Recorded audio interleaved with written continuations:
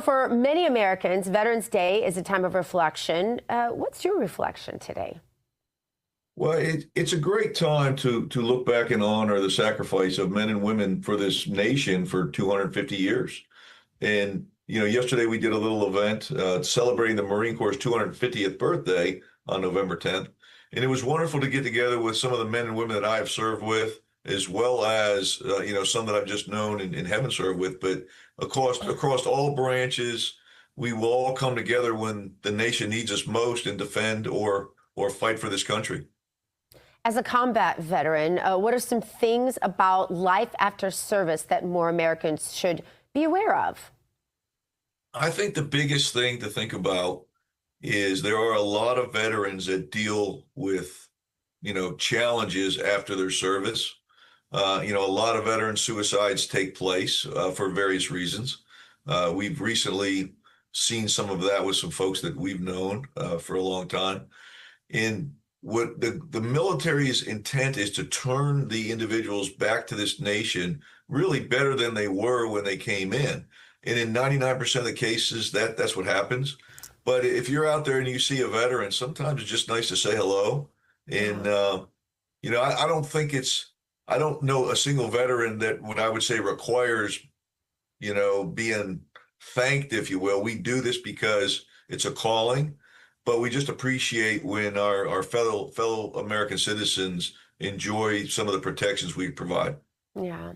What message, though, despite all the peril, do you have for young Americans?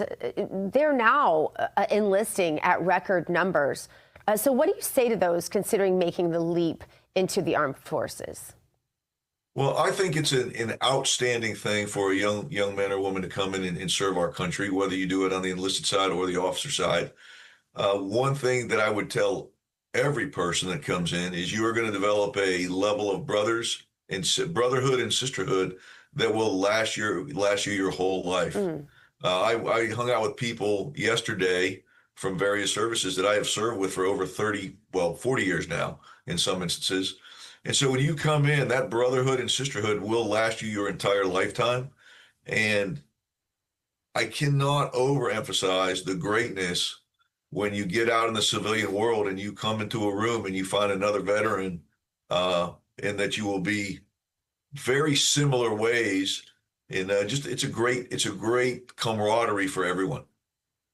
What really inspires you, Colonel? What quotes come to mind? What famous statements that former leaders have made about our military? What inspires you today?